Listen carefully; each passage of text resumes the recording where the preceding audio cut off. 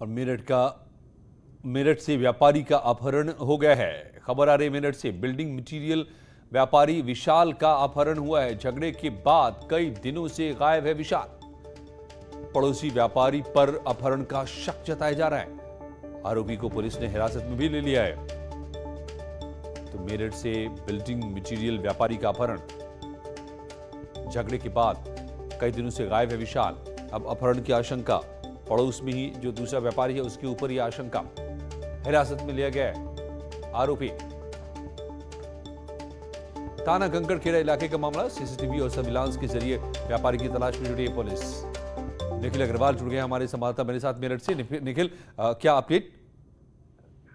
मैं पूरे building material का व्यापारी है विशाल, और जिसका कुछ दिन पहले कुछ तसुबदार लोगों से झगड़ा हुआ था। कुछ एक पड़ोस में रहने वाले युवक पे भी आरोप है कि उससे भी झगड़ा हुआ था, जिसको लेकर परिजनों ने अब नामजद तहरीर तो दे दी है और जिस पर अपहरण का मुकदमा दर्ज हो गया है। आरोपी को पुलिस ने हिरासत में लेकर पूछताछ की जा रही है, लेकिन अभी तक अपने ऊपर लगे सभी आरोपों को वो सिरे से नकार रहा है। वहीं पुलिस ने पूरे मामले के खुलासे के लिए कई टीमें गठित की हैं। सर्विलांस, सीसीटीवी और दूसरे माध्यमों से पुलिस खंगाल रही है कि आखिर व्यापारी के साथ क्या हुआ, वो जिंदा है और कहां उसको रखा गया है या फिर क्या उसके साथ किया गया है। इन तमाम एंगल्स पर पुलिस जांच कर रही है, लेकिन अभी तक की स्थिति ये है कि इसका कोई सूत्र नहीं मिल पाया है। अभी तक जो आरोपी है वो अपने ऊपर लगे सभी आरोपों सिरे से उन्हें खारिज कर रहा है कि मेरा इस बात से कोई लेना देना नहीं है और मेरा अपहरण कांड से कोई लेना देना नहीं है। लेकिन पुलिस अब जांच कर रही है, जांच के बाद ही सामने आ सकेगा कि असल में व्यापारी के साथ क्या हुआ।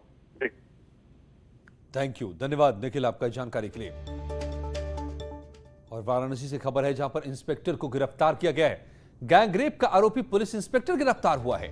फरार चल रहा था यह आरोपी उमराव खान। गैंगरेप का आरोप है। 5 फरवरी 2020 को दर्ज हुआ था मुकदमा। उसके बाद से फरार था यह इंस्पेक्टर। सीतापुर से हुई आरोपी की गिरफ्तारी। बजरडीहा चौकी प्रभारी में तैनात था उस वक्त ये आरोपी।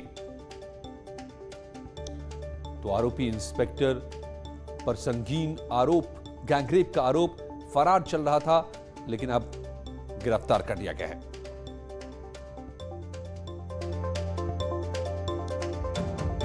फरार चल रहा था आरोपी उमराव खान और अब हो गई गिरफ्तारी।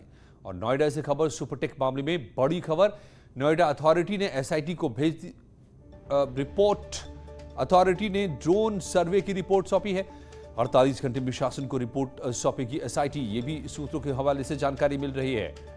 नोएडा अथॉरिटी केस में अब अथॉरिटी ने ड्रोन सर्वे की रिपोर्ट एसआईटी को दी है। एसआईटी अब अगले 24 घंटे में ये रिपोर्ट शासन को सौंपनी जा रही है। 48 घंटे में शासन को ये रिपोर्ट सौंपी जाएगी।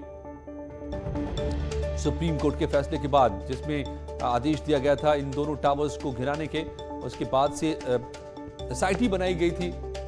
योगी सरकार ने एसआईटी बनाई थी और उसी पड़ताल के दौरान यह रिपोर्ट। मेरठ में पुलिस एक ऐसे लूट गिरोह का